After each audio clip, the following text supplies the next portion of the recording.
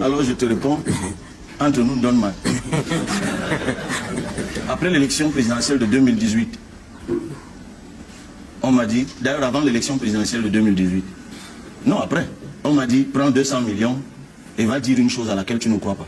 J'ai refusé. Quoi? C'était quoi? Après, on m'a dit, renie-toi, deviens ministre. J'ai dit non. Donc je suis la preuve vivante que lorsqu'on a une vision, lorsqu'on est jeune, entre nous, Donman, on doit s'autoriser de rêver. Je veux comprendre que quelqu'un à qui on a dit que tu vas mourir demain, se dise que le train de demain ne va pas me trouver. Mais lorsqu'on est jeune, demain nous attend. Demain nous attend. Et j'encourage les jeunes Camerounais, justement, à se projeter, à rêver à nouveau. Parce que c'est eux qui vont faire demain. C'est eux qui vont fonder des familles demain. Donc, vous abordez là une question fondamentale qui détruit notre société. Parmi les enfants de la rue, beaucoup sont des orphelins, trop de difficultés. Ils vivent des difficultés au quotidien, ils sont rejetés, ou le président, lui, il ne regarde pas ça, ou pour le moment, il veut d'abord le trône. Ça, c'est d'abord ma première question que je voulais poser au président. Est-ce qu'il a des projets? Est-ce qu'il pense aussi aux Nangaboko, comme on dit, les petits enfants qui courent, qui lavent sa voiture avant, qui lavent souvent sa voiture, qui sont devant lui tout le temps, qui refusent de voler, qui veulent s'insérer dans la société? Est-ce que à Douala-Cinquième, les enfants de la rue de là-bas ont des cas d'identité? Est-ce qu'ils peuvent aussi secourir le président pour aller le voter? C'est un peu ma première question. Et je vous promets que le président va vous dire les choses. Non, c'est le président qui parle. C'est le président qui doit nous dire. Parce que tous les gars sont couchés, ils ont dit qu'ils ne peuvent pas, mais il y a trop les gens. Il ne faut pas que quelqu'un vienne sur le téléphone disparaisse. Alors, la préoccupation que vous exprimez s'inscrit dans le chapitre de la protection sociale. Et dans notre projet de société, plus précisément, ça se loge dans les développements liés aux personnes vulnérables.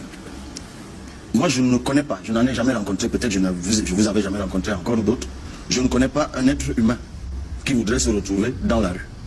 Donc les enfants qui se retrouvent dans la rue, parfois n'ont pas le choix, ou ont été entraînés, parfois ont été poussés à la rue, parce qu'il y a aussi des violences, il y a des abus de toutes sortes. Donc la première chose, ou même peut-être la principale que je vous dirais, c'est que si par la volonté du peuple camerounais et la grâce de Dieu, je me retrouvais à la présidence de la République du Cameroun, il n'y aurait plus un seul enfant dans la rue. D'abord, parce que par les centres sociaux que nous allons donc véritablement activer, parce qu'ils existent, les services sociaux. Mais le vrai problème du service social au Cameroun, c'est que le ministère des Affaires sociales est le parent pauvre du gouvernement. Et c'est bizarre que dans un pays comme le nôtre, avec les problèmes sociaux que nous avons, que ce soit ce ministère-là qui n'ait pas de ressources. Et nous disons dans notre projet de société que si un État ne s'occupe donc pas des hommes et des femmes, il s'occupe de qui? Notre vision, nous l'avons dit tout à l'heure, c'est l'État qui protège. D'abord, le premier rôle de l'État, c'est de protéger. C'est que lorsque vous vous retrouvez en situation d'abandon, le premier recours que vous devez avoir, c'est celui de l'État. Le premier secours que vous devez recevoir, c'est celui de l'État. La personne à qui vous devez aller partager votre détresse et votre désarroi, c'est l'État.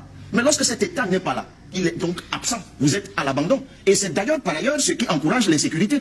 Et même la corruption. Parce que les gens se disant, ah, mais l'État, vous avez dit tout à l'heure en blaguant, mais c'est ce que beaucoup de gens se disent. C'est que non, l'État là, c'est pour les gens en costume et dans les grosses voitures. Donc, les gens ont le sentiment que l'État est entre les mains d'un groupuscule d'individus en costume qui bavardent dans la télé. Non. Nous, on veut inverser cela. L'État doit d'abord être au service des gens. C'est pour ça que nous disons l'humain au centre de toutes les préoccupations de l'État. Donc, les services sociaux, le ministère des Affaires sociales, qui s'occupe de la situation du handicap. Parce que là, vous parlez des enfants de la rue, les personnes en situation de handicap. Il y a beau avoir des lois au Cameroun, personne ne les applique. J'ai même envie de titiller un peu M. Tonguet. Là, nous sommes dans de grandes émissions, de grandes écoutes, je présume. Et est-ce que vous savez qu'il y a un peu moins de 10% de la population du Cameroun qui ne peut pas capter ce qui est en train de se dire ici? Simplement parce que sur ces écrans-là, il n'y a pas de traduction en langage de signes. Donc il y a actuellement des gens qui sont en incapacité auditive d'écouter ce qui se dit ici et qui ne pourraient le capter que s'il y avait un traducteur en langage de signes, qui ne pouvait le capter que par ça. Ça, c'est des petits comment je n'appelle pas particulièrement. Qui n'ont pas de d'électricité et qui n'ont pas. Bien sûr, on va l'évoquer. Donc, les personnes, c'est une bonne pirouette. Les personnes en situation de handicap, la place de la jeune fille dans notre société, la place même de la femme dans notre société, c'est une catégorie. La veuve, on oublie. Dans ce pays, quel est le traitement qui est réservé aux veuves et aux veufs, si vous voulez. Si j'ouvre ce dossier maintenant sur comment les veuves peuvent accéder aux pensions de reversement de leurs époux, nous abordons tout ça dans notre projet de société, c'est une catastrophe. Donc il faut doter le ministère des Affaires sociales de moyens conséquents pour qu'il s'occupe de l'humain. C'est pour ça que tous les jeunes de la rue seront immédiatement sortis de la rue pour être encadrés, formés et recyclés, j'ai envie de dire le terme mal choisi, mais réintroduire et réinsérer dans la société. Mais aussi, il faudra travailler sur les familles. Et nous l'évoquons dans notre projet de société. C'est quelque chose de fondamental. La place de la famille. Parce que ces enfants viennent des familles. Il faut responsabiliser les familles. Éduquer même les familles à s'occuper de la ressource humaine de demain. Que sont ces enfants qui, hélas, parfois se retrouvent dans la rue. Est-ce que Kassan Ngoma a compris? J'ai compris, mais j'avais une deuxième question. Voilà. Ma deuxième question était que, Monsieur le Président, on renverse un peu la situation, que c'est vous qui êtes à notre place.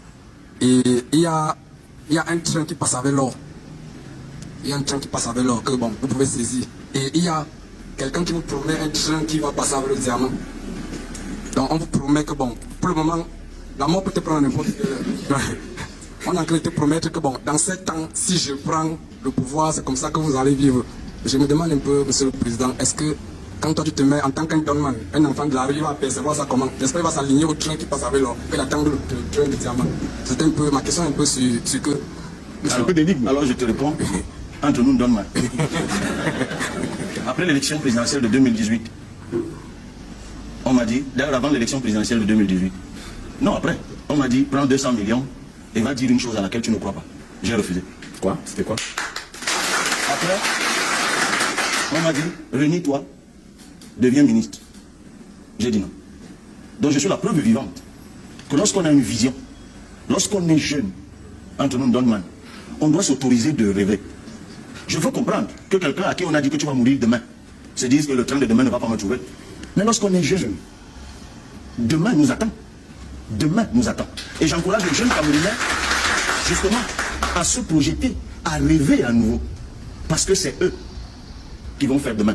C'est eux qui vont fonder des familles demain. Donc, vous abordez là une question fondamentale qui détruit notre société. C'est ce que nous appelons les pulsions d'immédiateté. Les gens sont aujourd'hui, le la. Mais vous savez pourquoi? Je vais vous dire, ça a une explication. C'est parce que nous sommes dans une société où on a dit aux gens que travailler, par exemple, ne sert à rien. Puisque pendant que vous travaillez, vous voyez que ce sont les paresseux et les médiocres qui sont récompensés.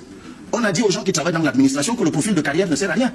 Ça vous paraît lointain, mais moi je vous dirais par exemple dans le secteur de l'éducation, on a signé en 2018 un statut particulier de l'enseignant qui dit dans un des articles qui fixe le tableau d'adéquation, le tableau de profil d'adéquation, qui dit que lorsque vous êtes par exemple sorti de l'école normale, vous avez enseigné pendant 10 ans pour être nommé surveillant général, puis 5 ans je crois pour être nommé censeur, ainsi de suite proviseur. Mais lorsque vous êtes dans une société où celui que vous avez enseigné il y a 6 ans en terminale, revient dans votre lycée où vous l'avez enseigné comme proviseur. Vous vous demandez, mais quand est-ce qu'il a enseigné? Tout ça détruit la projection. Donc la compétence, c'est quelque chose d'important. Les profils de carrière, nous le disons d'ailleurs, ça lutte contre la corruption et ça permet de se projeter. Donc il faut qu'on construise à nouveau une société du mérite, une société de confiance à la vérité. Et là, ça passe par la rénovation des institutions de la République. C'est pour cela que nous disons, nous parlions tout à l'heure, M. Tonga nous avait étouffé parce que c'est lorsque nous disons qu'il faut une inspection générale de l'administration, une inspection générale de l'économie, tout cela, c'est pour que nous soyons enfin dans un pays où l'État recrée l'espoir, où l'institution publique recrée l'espoir, où la compétence retrouve sa place. Et là, lorsqu'on est jeune, on se dit, retenez ceci, dans des pays où l'horizon ne porte aucune promesse, c'est le désastre. Et c'est ça qui fait que tout le monde a envie de partir. Vous savez, le Canada a délivré en 2024 plus de 20 000 visas pour nos compatriotes. J'en ai croisé au Canada, qui ingénieurs, travaillant parfois dans des entreprises au Cameroun, qui ont préféré partir recommencer à zéro. C'est parce qu'il n'y a plus d'espoir. Lorsque vous regardez l'horizon, vous ne voyez rien venir, si ce n'est le malheur. Il faut que l'horizon au Cameroun porte à nouveau la promesse. Et c'est ça qui va faire que l'obsession de l'ailleurs, l'obsession de l'immédiateté s'en aille.